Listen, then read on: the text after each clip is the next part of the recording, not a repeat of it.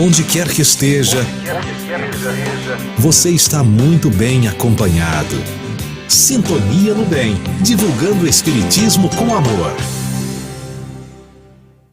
A partir de agora, na Web Rádio Sintonia do Bem, acompanhe coisas do cotidiano, abordando assuntos do dia a dia, discutindo sempre à luz do Espiritismo. A apresentação dos comunicadores Rodrigo Franco e Carvalho Filho. Sejam bem-vindos.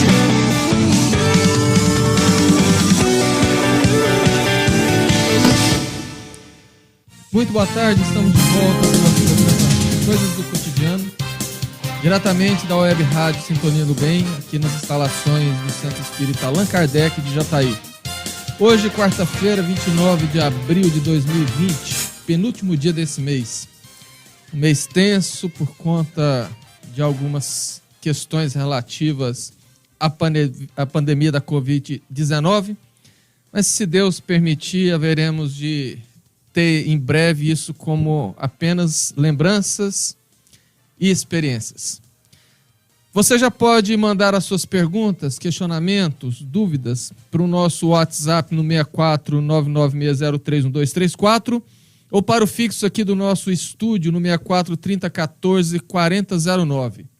Lembrando que o programa está sendo retransmitido pelas páginas do Centro Espírita Allan Kardec, do Centro Espírita Casa do Caminho, Centro Espírita Mansão do Caminho de Quirinópolis, Centro Espírita Allan Kardec de Mineiros, o Lar Espírita Forças do Amor de Jataí e da Livraria Espírita Allan Kardec também de Jataí.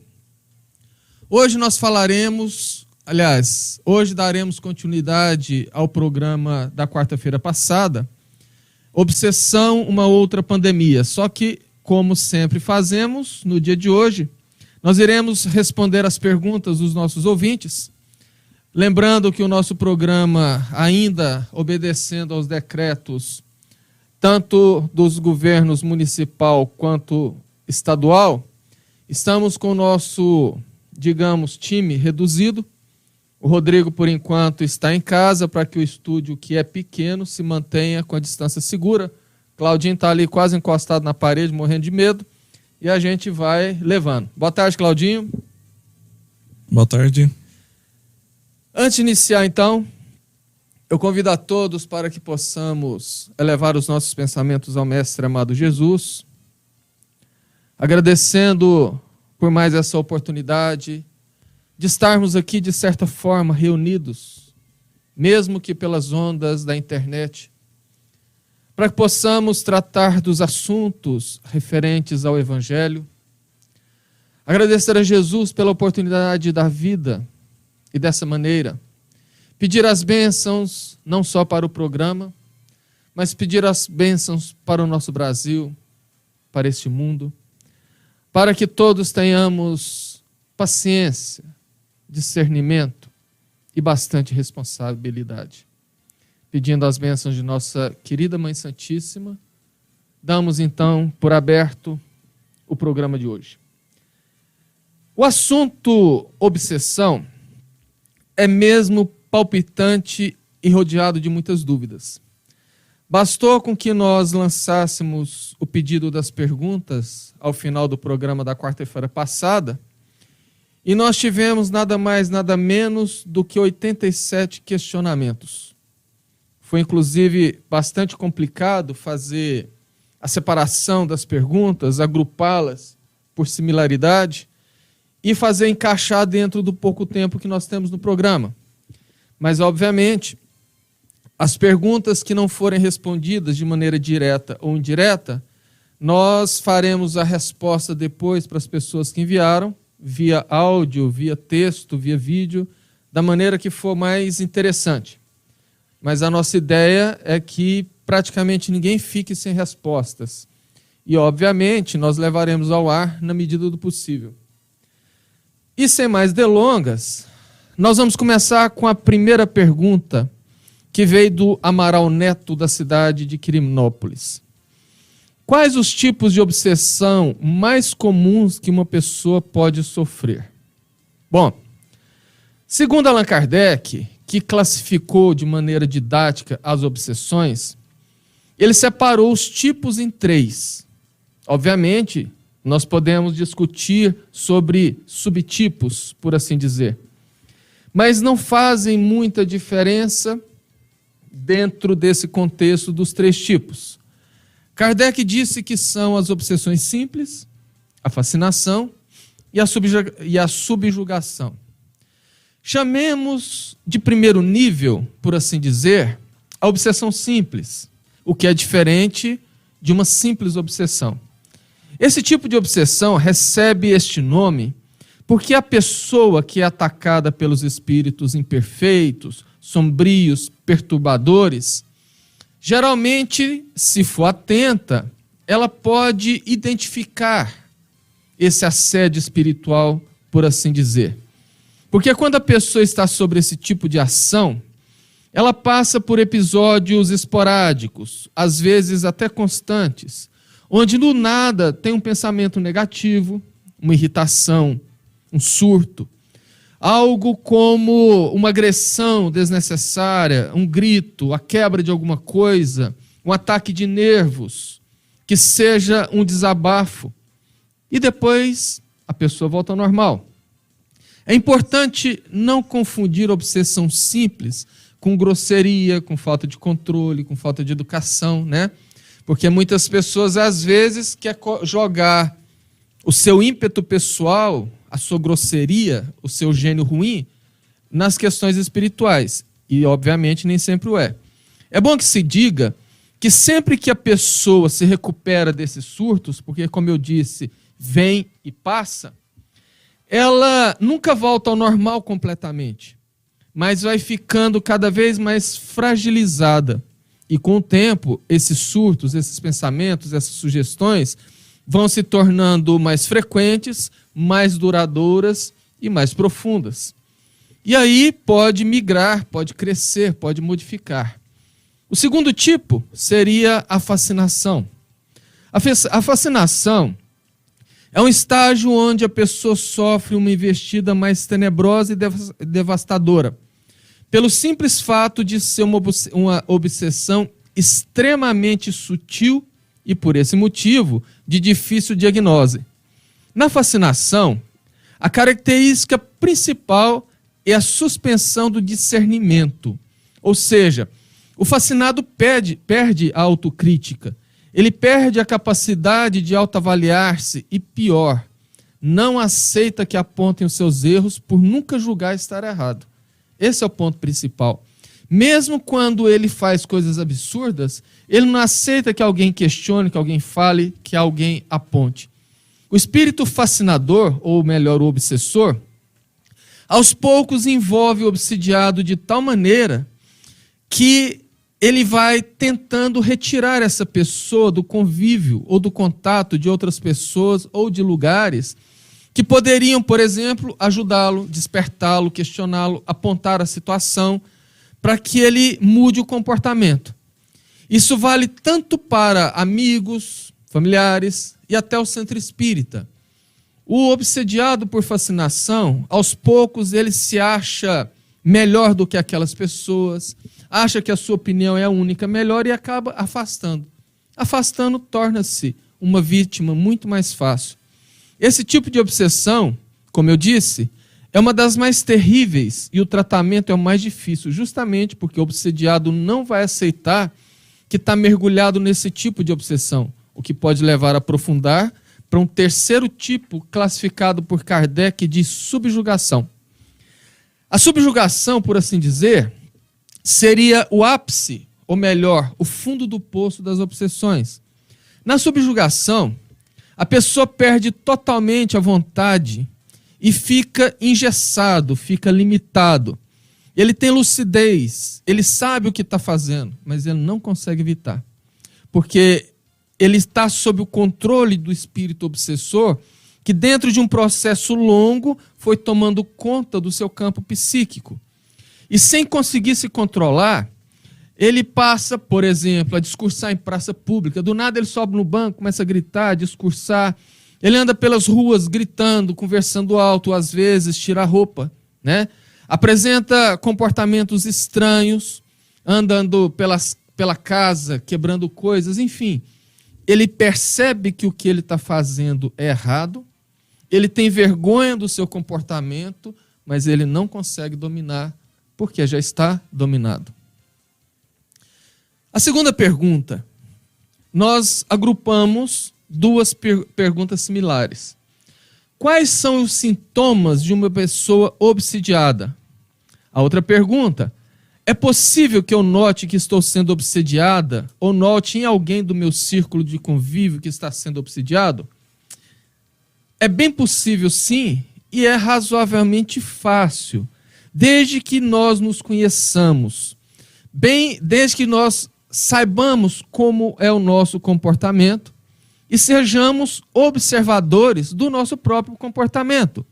Como na resposta anterior, os sintomas principais, os mais simples, são os mais diversos, mas assim, o melhor jeito de notar que estamos sendo assediados é observar a presença de pensamentos estranhos aos nossos pensamentos. Aquelas sugestões que a gente sabe que vêm de algo que nós desconhecemos. Vontades repentinas, no sentido de serem diferentes do que geralmente nós gostamos, ou aquelas que vêm em momentos realmente errados. Sentimentos estranhos aos que comumente sentimos, como, por exemplo, uma raiva fora de hora. Sugestões para que nós possamos dar uma resposta atravessada, errada numa discussão. Aquela coisa assim que do nada te dá aquela vontade, às vezes até de agredir, né? Que vem através de surtos de explosões, de agressividade. Do mesmo modo que acontece com nós mesmos, nós podemos observar isso nas pessoas que estão às nossas voltas, as pessoas que estão mais próximas, identificando que sim, no mínimo, tem uma coisa errada. Porque é interessante deixar claro e observar que nem tudo é obsessão. Muita gente acha que, porque eu estou sentindo isso, porque eu estou passando por aquilo, pode ser influência espiritual. E não é. Até mesmo Kardec orienta, André Luiz orienta, Manuel Filomeno de Miranda, Emmanuel, André Luiz e tantos outros, sempre fala, ninguém chega com a tarja na testa, com o nome neon, piscando obsessão. Não tem como alguém olhar para uma pessoa e falar, isso é obsessão. E que, por incrível que pareça, tem espíritos que acham que até problema de unha encravada é obsessão. E não é. Quando temos algum problema, principalmente de ordem física, o que a literatura espírita recomenda é que nós busquemos todo socorro, que nós busquemos descartar totalmente as questões físicas, psicológicas, sociais, para que, por descarte, a gente chegue à questão obsessão. Porque é muito perigoso isso. Aquela pessoa que acha que tudo é obsessão, ela vai se envolvendo numa aura mística e logo, logo cai, porque realmente é uma questão perigosa. A terceira pergunta. Qual a diferença entre a obsessão e o vampirismo? Veja bem. Em verdade, o vampirismo é um mecanismo da obsessão. Ela não é necessariamente um tipo de obsessão. Kardec deu esse nome por ter esse processo obsessivo, ou seja, esse mecanismo de uma obsessão, muita semelhança aos vampiros da literatura, que cravam seus dentes no pescoço da vítima e se alimentam com o sangue dela. No vampirismo, o espírito vampiro geralmente se alimenta do fluido vital de suas vítimas, mas eles também podem, de outro tipo de vampirismo, se alimentar dos eflúvios ou das formas pensamentos emitidas por pessoas viciadas. É muito comum nós vermos alcoólatras, porque uma coisa bastante interessante no alcoolismo é que a pessoa que é alcoólatra, ela não aceita dizer que é alcoólatra. Ela diz assim, não, eu bebo só de vez em quando, só na happy hour com os amigos, ou só socialmente, paro quando eu quero, e não para. E essas pessoas, quando emitem esses eflúvios da bebida, elas acabam por ter em torno de si um ou vários espíritos vampiros que vêm se utilizar daqueles eflúvios para satisfazer o seu vício. Porque é importante assinalarmos que a morte não muda ninguém. Desencarnar é praticamente mudar de roupa. A minha personalidade continua. As minhas qualidades continuam, como continuam os meus defeitos que não foram resolvidos e principalmente os vícios. Com agravante que no plano espiritual, por estar numa outra faixa vibratória, o viciado ele não consegue pegar o copo e tomar. Então resta a ele vampirizar um alcoólatra, vampirizar um fumante, vampirizar um drogado. É dentre outros motivos que a obsessão torna o tratamento do alcoólatra extremamente difícil. Porque o obsessor, obviamente, não vai querer perder o alambique. E ele vai fazer de tudo para evitar esse tipo de coisa. O mesmo acontece com as pessoas que levam uma vida muito promíscua, sexualmente falando. Ou uma pessoa que tenha o seu desequilíbrio na área sexual bastante acentuado. Eu me lembro muito bem de uma história que o palestrante espírita cearense, que hoje mora em Brasília, e se não me engano, frequenta a Comunhão Espírita de Brasília, ele narrou que quando ele estava ainda no Ceará, antes de vir para Brasília, ele tinha uma vida onde ele deitava para dormir, às vezes dormia bastante em termos de horas, mas ele sempre acordava cansado, desgastado, parecendo que tinha um caminhão passando por cima dele. Então logo ele chegou a Brasília e começou a frequentar a comunhão. Numa reunião mediúnica, foi dito ao presidente da casa, que encaminhou para ele o recado, que ele precisava com urgência fazer uma desobsessão. E que o próprio presidente ia fazer aquilo pessoalmente, ia cuidar daquilo pessoalmente. O processo, segundo ele, levou quase 3 anos.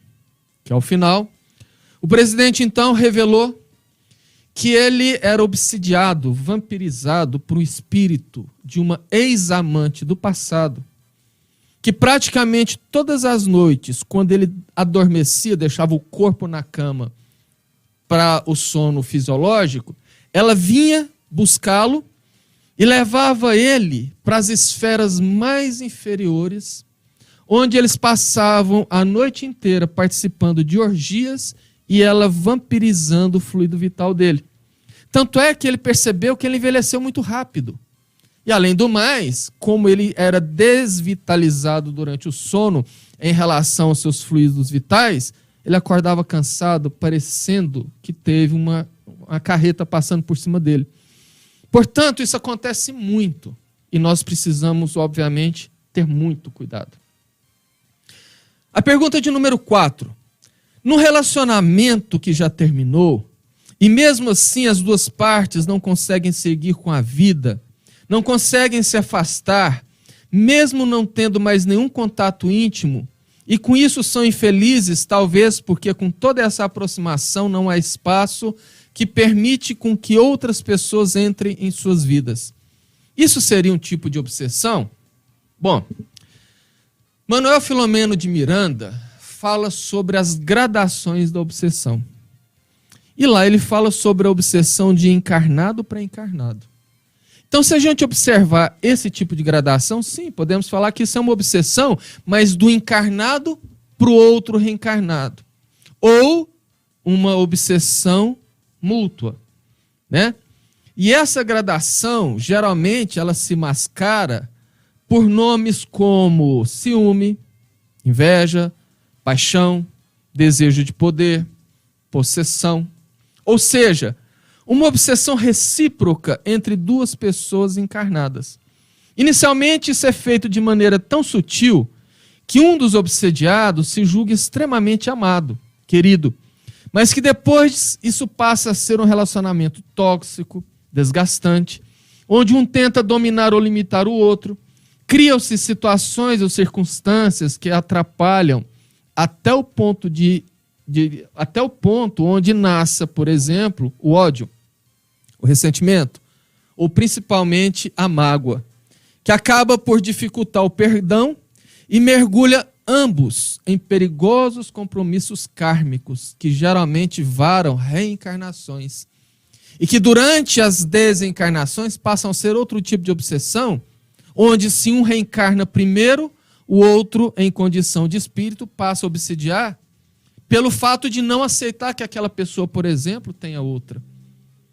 Não corrigido essas questões enquanto estamos na carne, isso pode se tornar um processo muito mais perigoso e doloroso no final. Por isso que Jesus disse, irai, quer dizer, ire, fique com raiva, mas não deixe que o sol se ponha sobre a sua ira. Ou seja, fique nervoso, porque é natural, mas resolva isso antes de dormir. Porque nós não sabemos do futuro. E nessa experiência de trabalhos de desobsessão, de trabalhos mediúnicos, os casos mais complexos que nós já deparamos são os de paixão.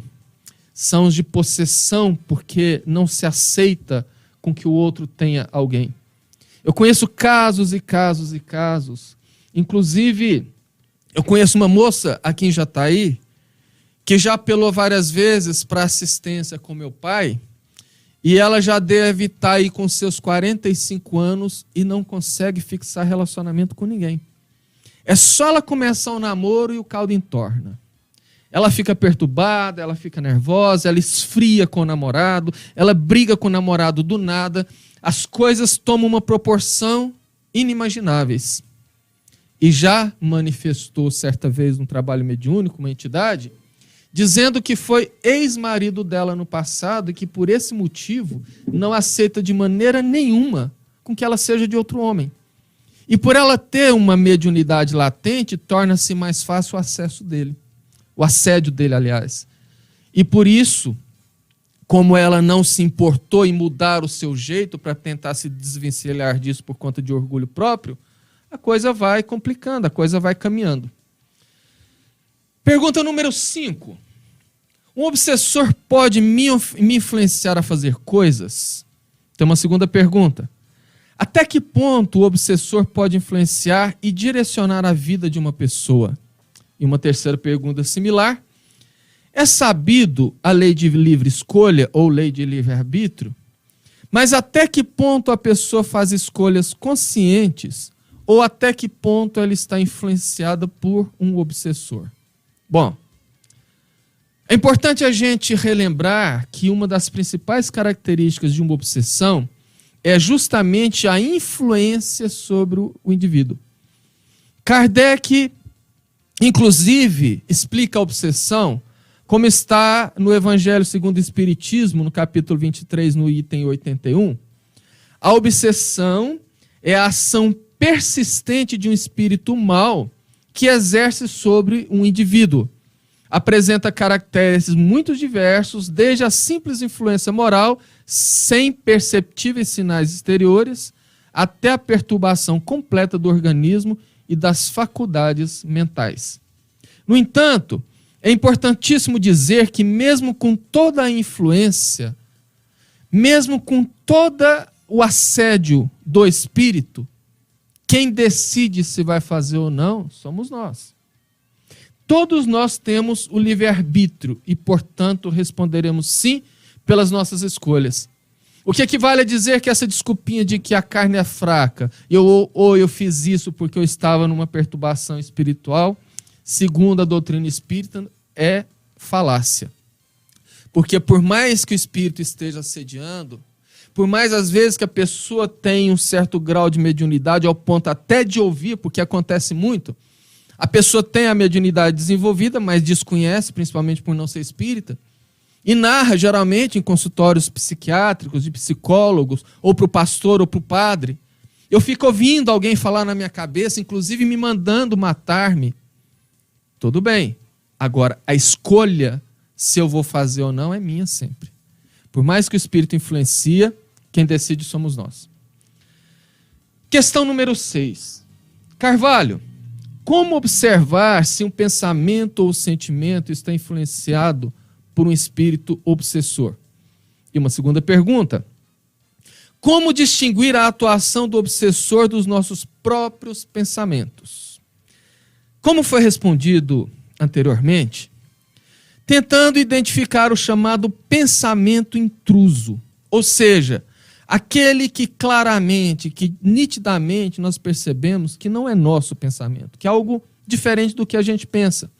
Por exemplo, as vontades estranhas, novamente dizendo, as sugestões que nitidamente nós percebemos que querem nos colocar em situações vexatórias, em situações difíceis ou complicadas.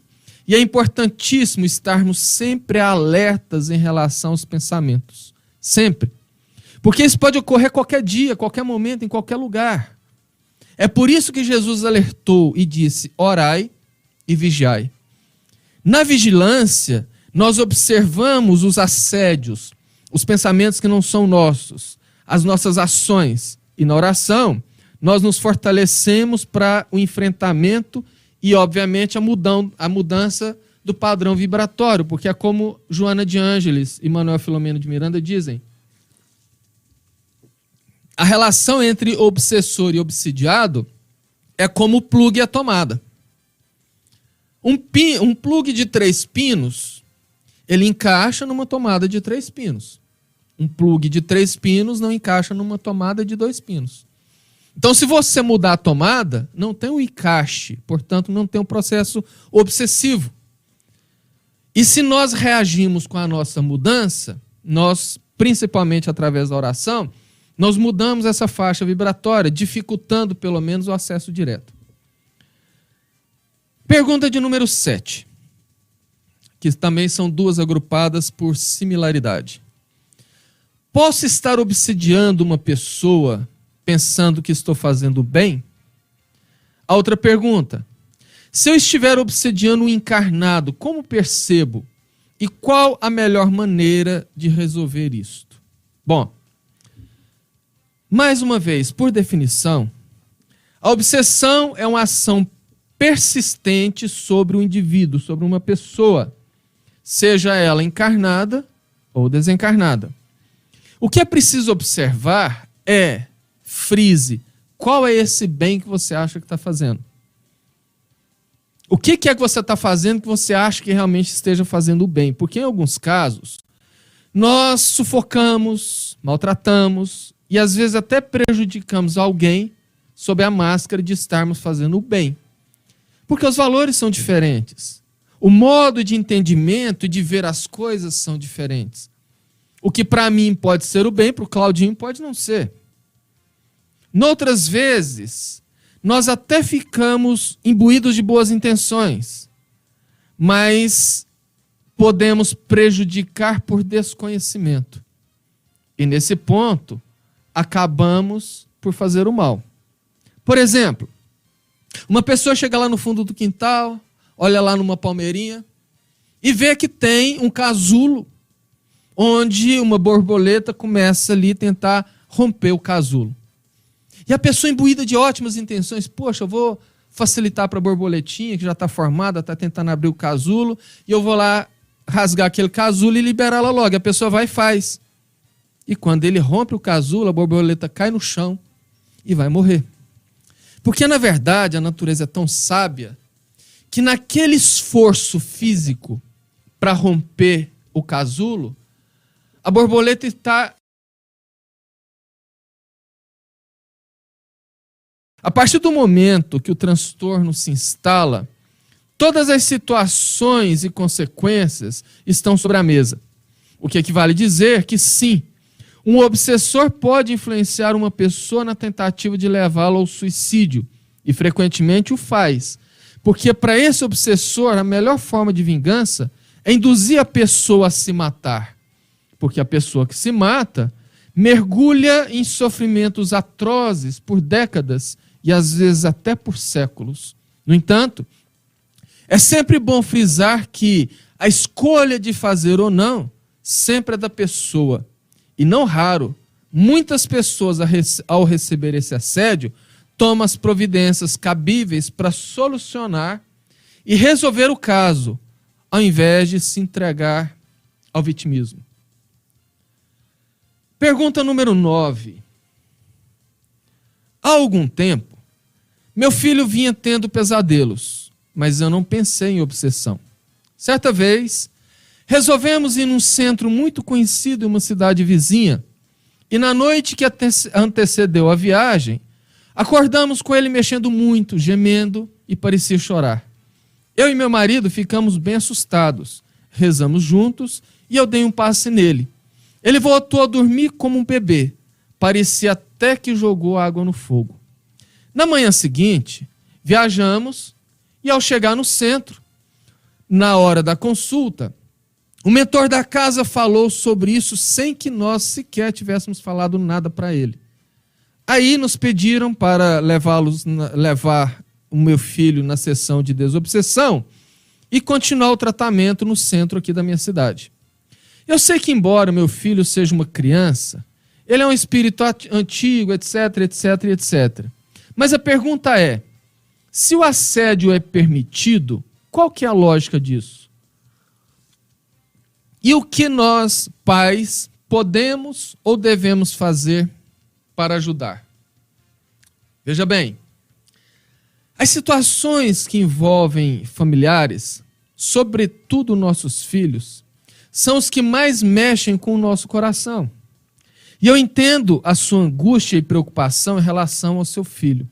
Mas é bom que se diga que todos nós que estamos nesse mundo de provas e expiações, estamos sujeitos aos mecanismos aos quais a lei de causa e efeito nos auxilia à própria evolução. Porém, no caso de crianças, é muito importante observarmos uma particularidade que faz parte do processo reencarnatório. André Luiz nos afirma que a reencarnação só se completa aos 7 anos. Ou seja, nesse período, quanto mais próximo do nascimento, em outras palavras, quanto mais nova a criança, mais próxima psiquicamente, mentalmente e espiritualmente, ela está tanto do plano espiritual quanto das recordações das reencarnações anteriores. E praticamente todas as crianças passam por uma condição dessa. Porque essa proximidade leva a determinadas situações que parecem obsessão. Como nesse caso de perturbações, por exemplo, durante o sono. Como o caso dos amiguinhos imaginários, né? E que, como eu disse, quase ou praticamente todas as crianças passam por episódios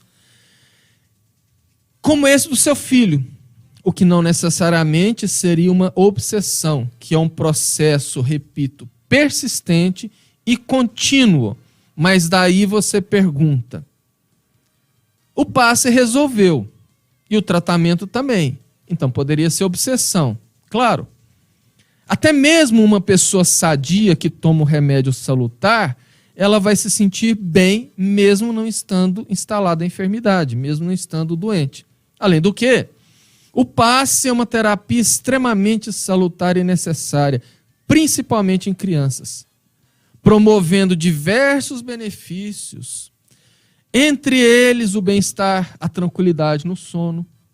E o passe aplicado com a intensidade que o amor materno produz, como você o fez, é capaz de promover verdadeiros milagres. É óbvio que uma mãe preocupada, dorida, que consegue recolher-se em si mesmo, entrar em oração e aplicar um passe, a força é gigantesca. Chico disse que a oração de uma mãe arromba as portas dos céus, né? Então, em relação a essa transmissão da bioenergia, ela se faz muito mais forte, muito mais salutar. E por isso ele teve uma reação boa, independente de que se fosse obsessão ou não. E em relação à sua segunda pergunta, sobre o que os pais devem fazer, bom, a primeira coisa, e uma das mais importantes, é manter o ambiente do lar equilibrado e saudável. É bom que se evite as brigas, os vícios, os comportamentos questionáveis, né? O cultivo de boas vibrações e boas companhias espirituais através da prece é fundamental.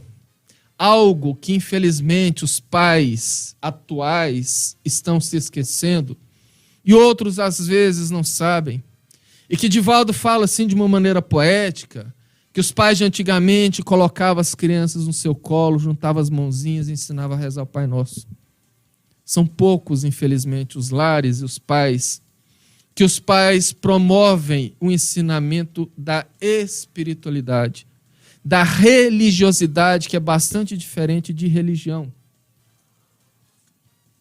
Então, ensinar o filho a rezar e cultivar isto é fundamental, porque um dos mecanismos da obsessão é justamente o alinhamento psíquico, é justamente a sintonia psíquica. E não precisa ser muito inteligente para compreender que uma oração, que um estado vivencial de orações, ela mantém a pessoa num patamar psíquico muito superior. E, principalmente, a ferramenta principal, o culto do evangelho no lar. Aqui, obviamente, nós falamos com espíritas, mas o culto do evangelho no lar não necessariamente precisa ser de espíritas. Mahatma Gandhi teve o ensejo de dizer que uma pessoa iluminada ilumina toda uma casa, que uma casa iluminada ilumina todo um bairro, e que um bairro iluminado ilumina toda uma cidade. E que se conseguisse uma cidade iluminada, iluminaria o mundo inteiro.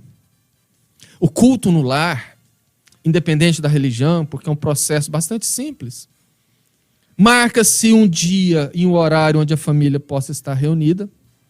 E é importantíssimo a disciplina do dia e do horário, porque os bons espíritos vêm comungar conosco, vêm participar conosco. Faz-se a leitura de uma página do Evangelho, faz-se a leitura de algum livro com conteúdo evangélico, discute sobre a leitura, faz ali uma interpretação do que foi dito. É importante esse momento onde a família convive num patamar vibratório mais alto. É importante porque é o momento dos pais olharem os olhos dos filhos, ensinarem para eles e falarem sobre Jesus. E depois faz-se as preces, as orações, os agradecimentos, os pedidos. Pede-se para fluidificar a água, porque eu me esqueci de falar, é interessante que se coloque uma jarra ou alguns copos com água no número de pessoas que estão frequentando, porque sim, os espíritos vêm colocar bioenergia na água que se transforma em remédio salutar. Jesus vivia fazendo isso, não tem absolutamente nenhum milagre.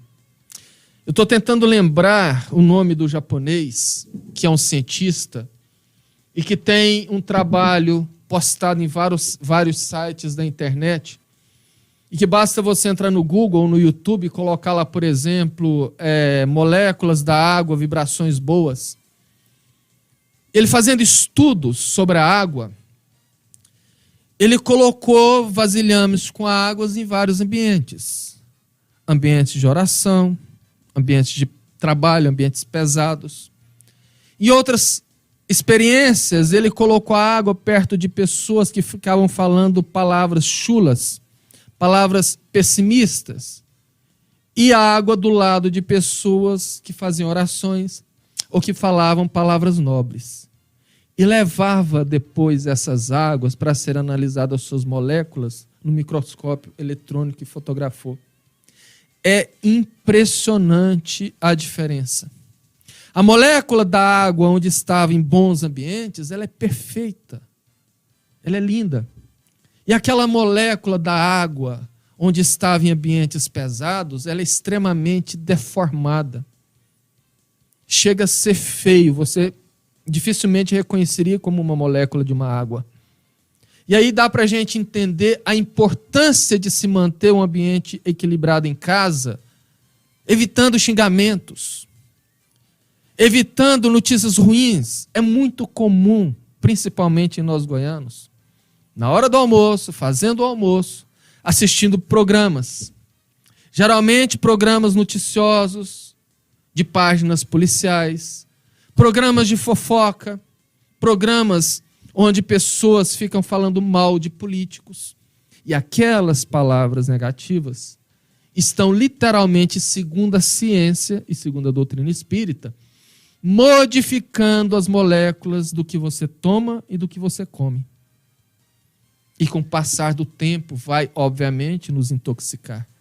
Percebeu o quanto é ruim manter um ambiente negativo em casa. Outra coisa importante a dizer é que, segundo Manuel Filomeno de Miranda, os lares que mantêm rigorosamente a disciplina do culto do evangelho no lar, ou seja, que realiza o culto em determinado dia, em determinado horário, sem atraso, as equipes espirituais de socorro que trabalham no recolhimento de espíritos que ficam totalmente perdidos pelas ruas das cidades, pelos lares, identificam pelo plano espiritual as casas que mantêm o culto no lar e levam esses espíritos para um primeiro atendimento de socorro.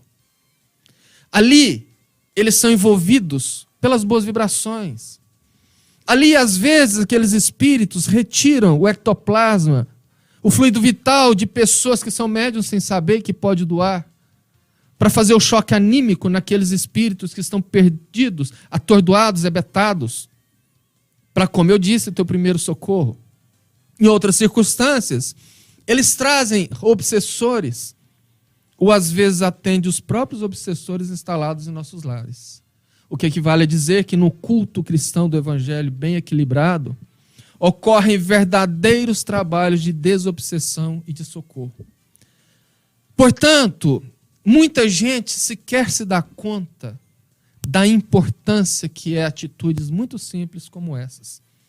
Porque a gente desconhece. Muitos não querem buscar informações. E passam batido porque as coisas ruins são muito mais fáceis, mais simples. E aparentemente, no primeiro momento, mais prazerosas. O problema é, sim, são prazerosas. Mas e depois? E o amanhã? E as consequências? Esse é o ponto. A nossa última pergunta de hoje, a 10ª. Como me manter livre de obsessores espirituais? Terapias ajudam a dar suporte nesse caso? Quando eu estava transcrevendo isto, um amigo meu que estava do lado falou assim, mas essa pessoa foi redundante, obsessores espirituais. Aí eu percebi que esse amigo meu estava precisando estudar mais, porque ela falou certo. Porque nós vimos anteriormente que existem obsessores encarnados. As gradações das obsessões, segundo Manuel Filomeno de Miranda e segundo André Luiz, elas podem ser de encarnado para encarnado, de encarnado para desencarnado, de desencarnado para desencarnado e de desencarnado para encarnado, que é a mais conhecida. Então, sim, como me manter livre dos obsessores espirituais, ou seja, como me manter livre da obsessão de desencarnado para encarnado. E a segunda pergunta é, terapias ajudam a dar suporte nesse caso, ou seja, terapias ajudam na desobsessão? Bom, assunto delicado. Muitos desavisados, muitos místicos, muitas pessoas que se levam por informações distorcidas, ou às vezes equivocadas, lançam mão de determinadas terapias crendo firmemente que aquilo vai livrar ela de obsessores.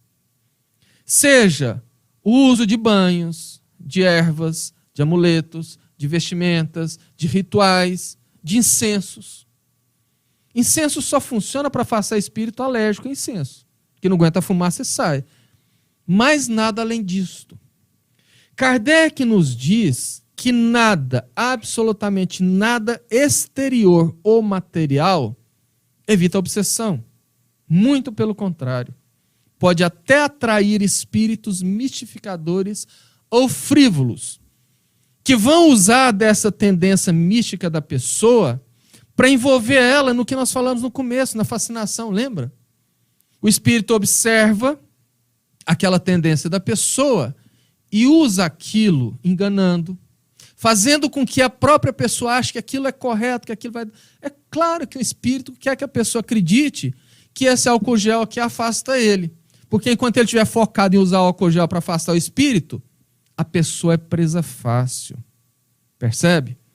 Kardec, que pesquisou, estudou a fundo as obsessões e que teve a contribuição de espíritos superiores, inclusive capitaneados pelo Espírito de Verdade, que segundo se acredita é o próprio Cristo, trouxe para a humanidade esclarecimentos e orientações mais detalhadas que afirmam categoricamente que quaisquer que seja o caso de obsessão, nós só nos libertamos com a mudança de atos, de atitudes e de pensamentos.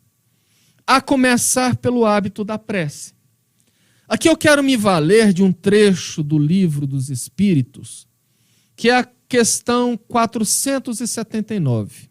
Kardec pergunta: a prece é meio eficiente para a cura da obsessão? E os espíritos respondem: a prece é em tudo um poderoso auxílio. Mas acredite, não basta apenas que alguém murmure algumas palavras para que se obtenha o que deseja. Deus assiste os que obram, ou seja, os que trabalham, não os que apenas se limitam a pedir. É, pois, indispensável que o obsidiado faça por sua parte o que se torne necessário para destruir em si mesmo a causa da atração dos maus espíritos. Nítido, claro, cristalino. A prece é uma ferramenta poderosa para se cortar os laços fluídicos entre o obsessor e o obsediado. Mas ela é um corte momentâneo. Seria como a pessoa tomar um analgésico para dor de cabeça. A dor de cabeça passa, mas logo volta, porque aquele analgésico não combateu a causa. Ele alivia, mas se não tratar a causa, ela volta e às vezes volta muito mais fortes. Os espíritos respondem que é necessário obrar, ou seja, é necessário trabalhar. Somente o esforço individual e incessante pode mudar o cenário da obsessão. Chico disse que nós evoluímos pela desidratação. Seja desidratando pelo trabalho no bem através do suor, seja desidratando pelo choro do arrependimento e do remorso dos nossos equívocos. É fundamental, como diz a resposta dos espíritos, tirar de nós aquilo que atrai os obsessores. Numa analogia grosseira, muito simples. Se você está com um ambiente residencial onde está cheio de urubus em cima, como que você tira os urubus dali? Tirando o que atrai eles. Trocando o lixo por flores. E aí, automaticamente, você vai tirar os urubus e atrair os beija-flores. Percebe? O que equivale dizer que a reforma íntima, a primeira ferramenta a ser usada na prática. No entanto, ela não é uma receita de bolo, onde você fala, faz isso, faz aquilo que dá certo. A reforma íntima, na realidade, é algo que acontece no dia a dia. Que acontece naquele momento que a gente é convidado a reagir. E a gente resolve agir. Naquele momento que te dá aquele ímpeto de dar uma resposta atravessada, de dar o troco, de puxar o tapete, e você se contém. Isso já é o processo da reforma íntima. Eu gosto muito de dar uma analogia que nós somos como uma caixa de água onde temos água suja. Só que eu preciso trocar essa água suja e eu não posso esvaziar a caixa. Então, qual é o melhor meio de fazer? Eu coloco ali um cano que vai esgotar a água suja enquanto eu coloco um cano entrando água limpa e deixo o processo. Com o tempo, a água limpa vai substituir o espaço que a água suja está saindo e logo eu terei a caixa só com água limpa. Modificando em nós o que atrai os obsessores, nós mudamos de faixa vibratória e nos libertamos dos laços maléficos. Portanto, além da reforma íntima, além da prece, o que nós podemos colocar, como os espíritos responderam, a melhor terapia ou a maior ferramenta se chama trabalho no bem. Porque as obsessões mais difíceis são aquelas causadas pelos espíritos que nós prejudicamos no passado. E nesse caso, nem sempre os trabalhos mediúnicos são ferramentas eficazes. Nem sempre uma conversa de 10, 15 minutos com o espírito faz ele abrir mão de uma vontade de vingança, de um mal perpetrado há décadas, há séculos atrás. São inimizades seculares, envoltas em muito ódio e muita mágoa. E aqui nós precisamos trabalhar. Somente através da caridade, somente através do trabalho no bem, é que nós vamos mostrar para esses espíritos que nos perseguem, que na verdade foram nossas vítimas no passado, somente assim que nós vamos provar para eles que nós mudamos. Mostrar para eles que nós não somos aqueles espíritos que antes fizemos o mal. Joana de Ângeles nos alerta: ameniza tuas provações, ajudando o outro sobre a dolorosa cruz de provações sem nome. A fome de amor perto do teu leito de queixa. Trabalhemos. Nós tivemos uma manifestação mediúnica aqui através do celular do Claudinho, falando que o nome do cientista japonês, realmente, Masaru Emoto. A Leia Chapeta, cunhada, diretamente para Macaé. Um beijo, Leia. Um beijo na Bárbara. Um beijo na Cristiane. Estamos realmente com muita saudade e obrigado por acompanhar. Bom, chegamos ao final do nosso programa. Vamos agradecer a Jesus por ter nos orientado, nos acompanhado. Agradecer aos espíritos trabalhadores dessa casa, que trabalham através da gestão, da inspiração, do bom funcionamento, das atividades aqui perpetradas, trabalhadas. Porque a responsabilidade de todos nós, sem nenhuma exceção, de nós que estamos aqui do lado de cá, quanto todos que estão daí do outro lado recebendo, em relação ao mundo, é muito maior que nós podemos imaginar. Dr. Bezerra de Menezes parafraseou o poeta dizendo que ninguém pode tocar uma flor sem incomodar as estrelas. Porque no mundo, quando o homem cai, toda a humanidade cai com ele. E quando o homem se levanta, toda a humanidade se levanta com ele. Mostrando que a física quântica já comprova que nós estamos todos interconectados, interligados. Estamos mergulhados como num gigantesco oceano de vibrações, de pensamentos. Eis aí o coronavírus mostrando isto. Mostrando o quanto que nós estamos dependentes um do outro, o quanto não tem ninguém melhor ou maior do que ninguém. Então é importante nós entendermos que cada um de nós precisa fazer a sua parte. Por mais humilde, por mais simples que nós achamos que somos, nós fazemos muito a nossa parte. Me lembro bem de uma história do Chico, que certa vez, recebendo vários elogios que ele declinava, e uma senhora uma vez falou: Chico, você é demais, você é um espírito de luz, isso e aquilo. E ele realmente, uma pessoa muito humilde, disse: não, minha irmã, não sou nada disso não. Eu sou apenas um verme. E nesse momento o Chico conta que Emmanuel, que estava do lado ouvindo, deu uma cutucada nele e falou: Chico, você não está se colocando muito alto não, Chico? Você tem noção do trabalho grandioso que um verme faz na profundeza das terras? Que um verme provê que seja reconstruindo as moléculas, que seja degradando matéria orgânica e permitindo a vida. Não se coloque tão grande. O Chico, após isso, passou a dizer que ele era, na verdade, um subverme. Então isso demonstra que, por mais humildes e simples que nós achamos que somos, temos sim muita importância na humanidade. Agradecendo mais uma vez a Jesus, pedimos as bênçãos para esse nosso mundo sofrido. E principalmente para o momento tumultuado, tormentoso que o nosso Brasil passa. Muito obrigado pela audiência, pelo acompanhamento. Louvamos a Deus pelo nome do qual encerramos o programa de hoje e que Jesus nos abençoe hoje e sempre e que assim seja. Obrigado.